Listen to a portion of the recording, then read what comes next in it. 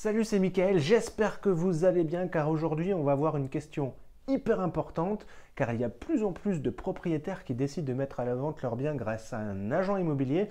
Alors ils se posent la question comment trouver un bon agent immobilier? Eh bien je vous apporte 3 éléments de réponse tout de suite, c'est parti!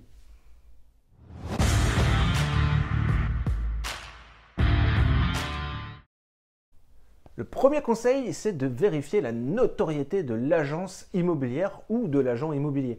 Alors, il y a plusieurs techniques pour vérifier ça. Premièrement, on ne le présente plus, c'est le désormais très célèbre bouche à oreille.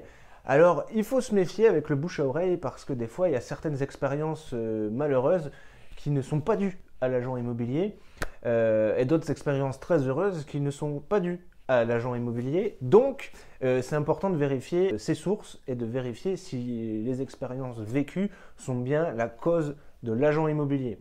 Donc, renseignez-vous bien en quoi l'agent immobilier a été bénéfique pour la vente. Et à ce compte-là, vous pourrez le rappeler. La deuxième technique, c'est une technique qui fait de plus en plus d'adeptes, c'est la vérification des avis Google, ImmoAdvisor ou encore Opinion System. Et pour les agences immobilières, il y a quand même une subtilité. Vérifiez bien que les avis que vous checkez sont bien relatifs au service que vous cherchez. Si vous voulez mettre votre appartement en gestion, vérifiez les avis de propriétaires bailleurs qui ont mis leur appartement en gestion.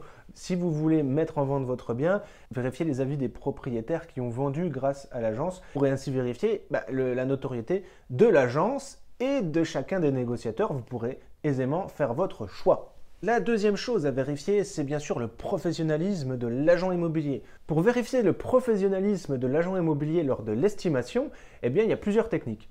L'agent immobilier doit prendre des mesures préalablement et vous a demandé de préparer certains documents, par exemple un décompte annuel de charges si vous avez un appartement, le montant de votre taxe foncière, un plan si vous en avez un et les diagnostics si vous en avez également.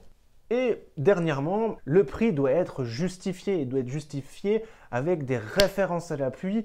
Le mieux, c'est encore d'avoir des références de vente avec des photos. Pour vérifier le professionnalisme de l'agent immobilier, ce que je vous conseille, c'est absolument de choisir un agent immobilier qui rédige les compromis. Vous gagnerez beaucoup de temps à signer un compromis de vente avec un agent immobilier car il aura juste à le faire vérifier par le notaire qui gagnera un temps rédactionnel énorme.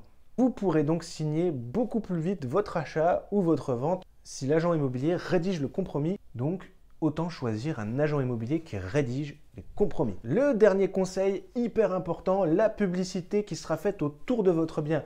Vérifiez comment l'agence immobilière va promouvoir votre bien. Vérifiez son site internet, voir comment sont rédigés les textes d'annonce, vérifier la qualité des photos. Et enfin, si vous avez une villa, un bien haut de gamme ou un bien coup de cœur, vérifiez que l'agence propose des vidéos ou des visites virtuelles. On est en 2021, c'est super important à l'ère du digital de proposer ce type de service car la première vitrine d'une agence, c'est bien sûr son site internet. Vous êtes désormais armé avec ces 3 conseils pour trouver la bonne agence immobilière ou le bon agent immobilier.